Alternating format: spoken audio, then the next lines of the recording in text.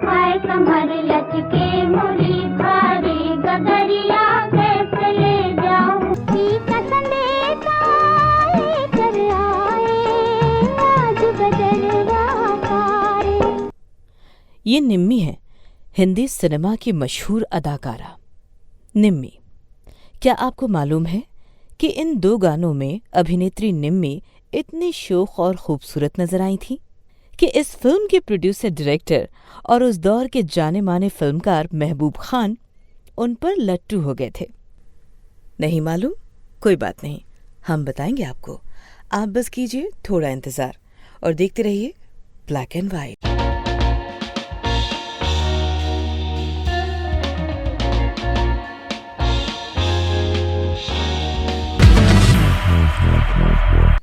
नमस्कार, black and white में आपका स्वागत है। इस एपिसोड में हम बात करेंगे संगीतकार नौशाद की, स्वर कोकिला लता मंगेशकर की, बेहद खूबसूरत और संवेदनशील अभिनेत्री मधुबाला की और अपने जमाने की मशहूर अदाकारा निम्मी की। जाने वाले से मुलाकात ना होने पाई। तो आइए करते हैं शुरुआत, लेकिन जरा ठहरिए। इससे पहले कि हम आगे बढ़ें, आप एक बार मधुबाला के इस गाने को दोबारा देख लीजिए।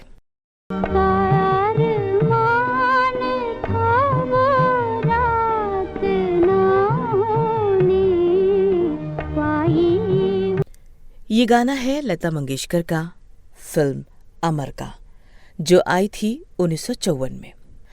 अमर को प्रोड्यूस डायरेक्ट किया था उस दौर के जाने माने फिल्मकार महबूब खान ने। फिल्म में संगीत दिया था नौशाद ने और गाने को लिखा था गीतकार शकील बदायूनी ने। फिल्म में थे दिलीप कुमार, मधुबाला और निम्मी। अब बताते हैं आपको मधुबाला की आंखों में ठहरे इन आंसुओं का राज।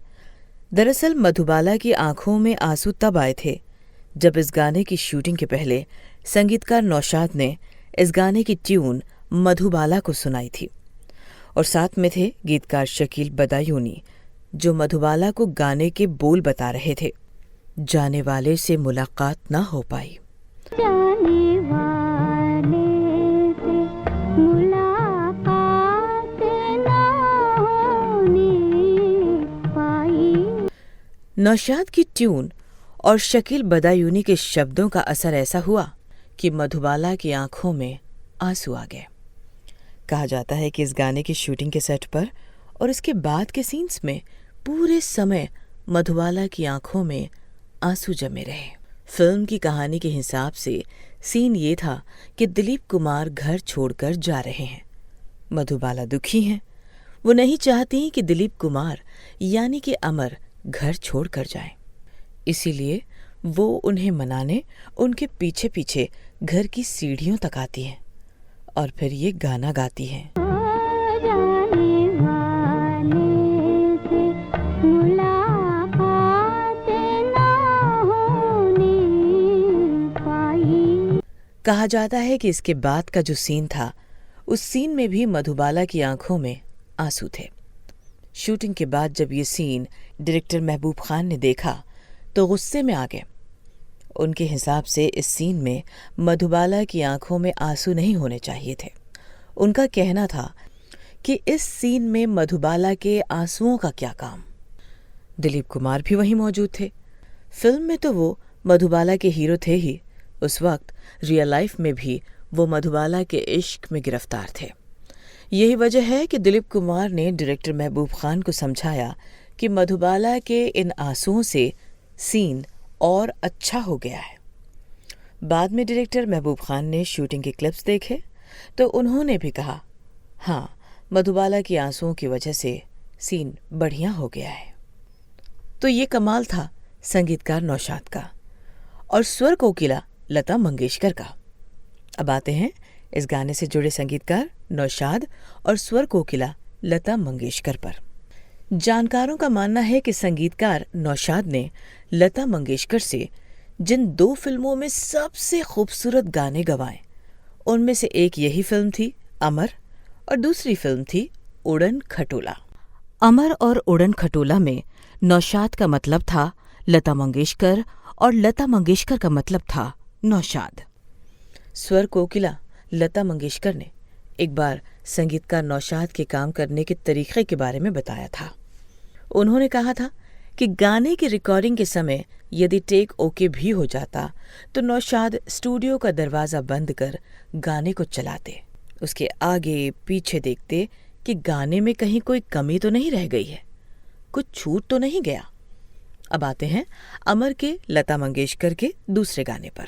तेरे सदके बलम न करे कोई गम, ये समाए जहां फिर कहां। मानक प्रेमचंद ने अपनी किताब यस्टरडेज मेलोडीज टुडेज मेमोरीज में इस गाने से जुड़े एक किस्से का जिक्र किया है। तेरे सदके बालम न कर कोई गम। तो हुआ ये कि जब इस गाने की स्टूडियो में रिहर्सल हो रही थी तो नौशाद बार बार गाने में एक खास जगह लता मंगेशकर को दूसरा टेक देने को कह रहे थे। दरअसल लता मंगेशकर को इस गाने में जिस तरह से ये को खींच कर गाना था, संगीतकार नौशाद के हिसाब से वो वैसा कर नहीं पा रही थी। लिहाजा नौशाद उनसे रीटेक पर रीटेक करवाए जा रहे थे। खोज पिया दुनिया का क्या एतबार, तेरे सदके बलम। कहा जाता है कि नौशाद ने इस गाने में लता मंगेशकर से इतने टेक रीटेक करवाए कि स्वर कोकिला लता मंगेशकर आखिरकार बेहोश हो गईं। बाद में लता मंगेशकर ने इस गाने को बड़ी खूबसूरती से अंजाम दिया, जैसा संगीतकार नौशाद चाहते थे। तेरे सदके बलम न करे कोई गम, ये समाए जहां फिर कहां। नौशाद ने फिल्म अमर में मधुबाला को ध्यान में रखकर खास उनके लिए 2 गाने तैयार किए थे। पहला था तेरे सदक़े जो आप सुन चुके हैं, और मधुबाला के लिए लता मंगेशकर का दूसरा गाना था ये। न शिकवा है कोई, न कोई गिला है। अब आते हैं इसी फिल्म यानी कि अमर के लता मंगेशकर के गाए उन 2 गानों पर जिन्हें नौशाद ने खासकर शोख चंचल खूबसूरत निम्मी के लिए तैयार किया था। हाय कमर लचके मोरी भारी गगरिया कैसे ले जाऊं, आँख निकाले मिल मिल खेले फूलों के चंघोर। संगीतकार नौशाद ने ये गाने तो शोख चंचल हसीना निम्मी को ध्यान में रखकर बनाए थे, लेकिन उन्हें नहीं मालूम था कि इनका असर कहीं और हो रहा है। कहा जाता है कि इन गानों को देख देख इस फिल्म के प्रोड्यूसर डायरेक्टर महबूब खान खूबसूरत निम्मी पर फिदा हुए जा रहे थे।